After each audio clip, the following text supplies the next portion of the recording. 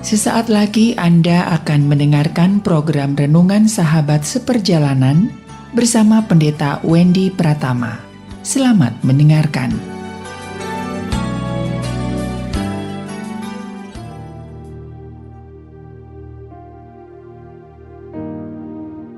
Selamat berjumpa kembali dalam layanan audio Sahabat Seperjalanan. Hari ini adalah hari Selasa 16 Mei 2023. Tema renungan saat teduh kita dengan judul Tempat Teraman dan Ternyaman.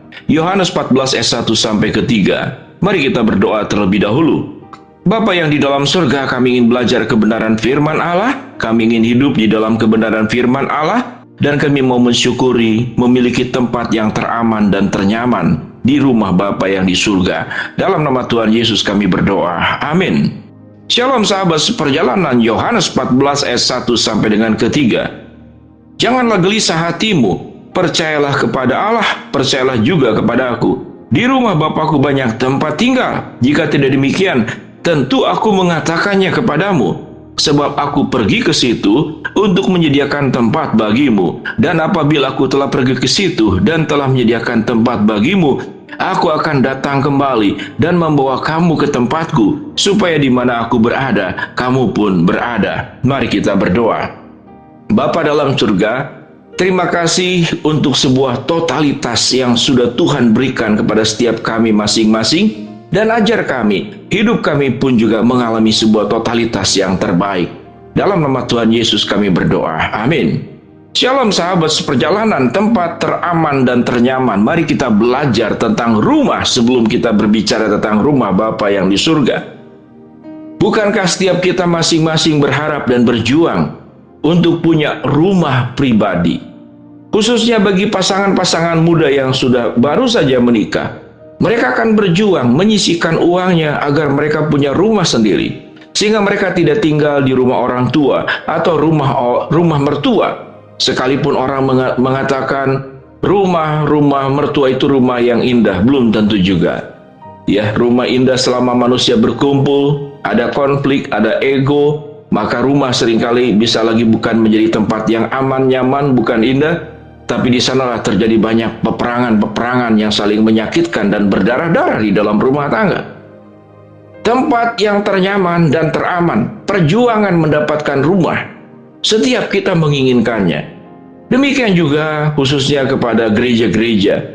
Biasanya para pendeta yang akan pensiun atau emeritus, itu sudah diberikan tabungan.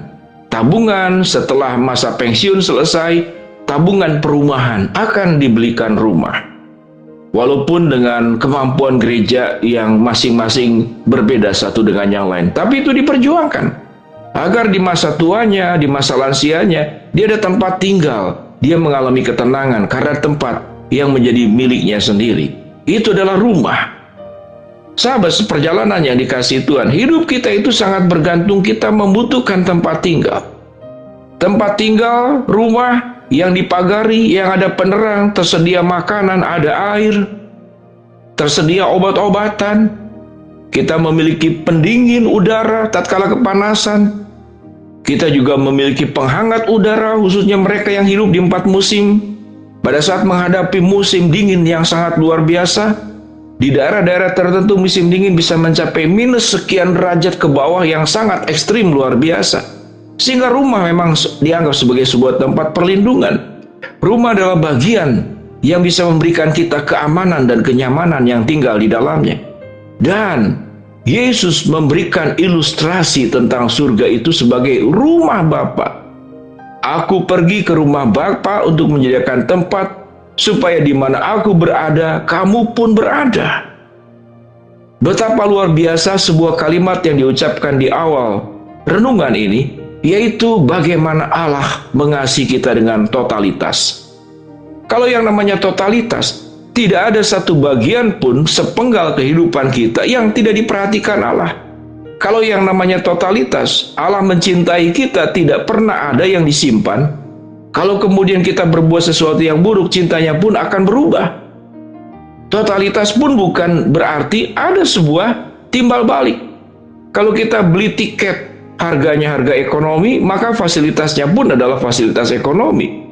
Kalau kita membeli fasilitas dengan fasilitas VIP, maka yang didapat pun adalah fasilitas VIP. Tuhan tidak pernah memberikan pembedaan-pembedaan seperti demikian. Allah di dalam diri Kristus Yesus mencintai kita, mengasihi kita dengan totalitas, dengan sepenuhnya. Salah satu totalitas yang diberikan oleh Allah adalah bahwa Allah di dalam dirinya sebagai pribadi yang teraman dan ternyaman. Bahwa rumah adalah gambaran perlindungan tatkala kita menghadapi berbagai macam hal. Rumah adalah tempat di mana kita berlabuh tatkala kita mengalami kekecewaan, tatkala kita mengalami luka-luka kehidupan, tatkala kita kemudian tertolak. Orang akan pulang ke rumah, karena di rumahlah tempat yang ternyaman, tempat yang orang mengalami penerimaan yang paling sempurna. Ya kalau rumahnya rumah tangga yang baik. Tapi rumah adalah gambaran tempat teraman dan ternyaman. Sahabat seperjalanan, di dalam dunia ini setiap hari kita bepergian, memperjuangkan hidup keluar dari rumah, mencari nafkah, studi, sekolah, berjuang untuk menggapai apa yang kita mimpikan.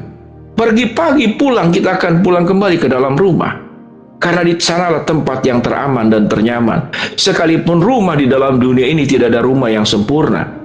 Bahkan sebagian orang rumah menjadi tempat yang sangat menakutkan. Dia tidak pulang ke rumah, dia pindah ke tempat lain. Tapi tempat lain pun adalah bentuknya rumah, di mana kita bisa diterima, dicintai, kita diperlakukan tanpa kemudian didiskriminasi dan dibedakan.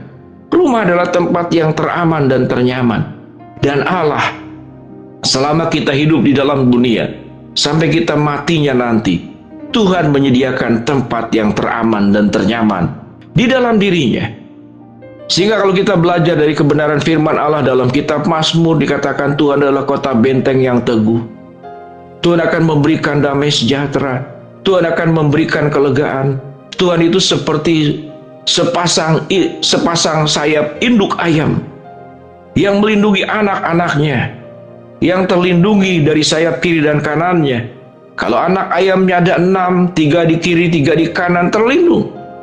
Setiap kali ada burung elang atau yang mau memakan anak-anak ayam, maka induk ayam itu akan mengepakkan sayapnya selebar-lebar mungkin dalam rangka melindunginya.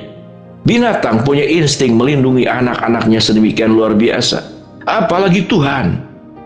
Tuhan itu akan melindungi kita, memberikan keamanan, memberikan kenyamanan. Selalu ada jawaban di dalam setiap persoalan hidup yang kita hadapi. Dengan demikian, apa yang kita harus lakukan, sahabat seperjalanan?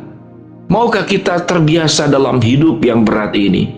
Kita senantiasa terus-menerus datang ke tempat yang aman, ke tempat teraman dan ke tempat yang ternyaman, yaitu Allah di dalam diri Kristus Yesus. Caranya bagaimana?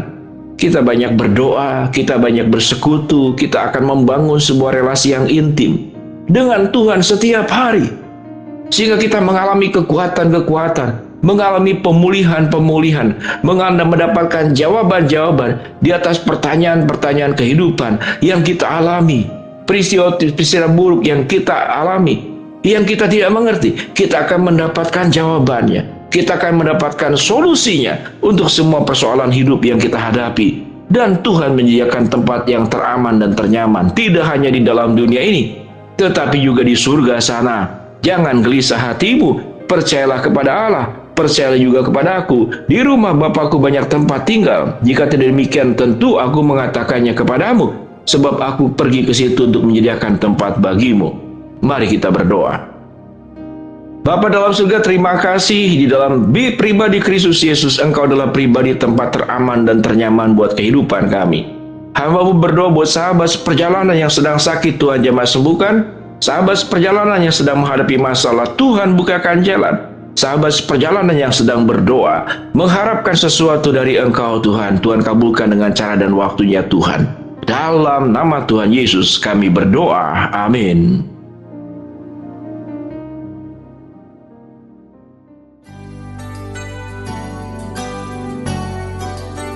Anda baru saja mendengarkan program Renungan Sahabat Seperjalanan bersama Pendeta Wendy Pratama.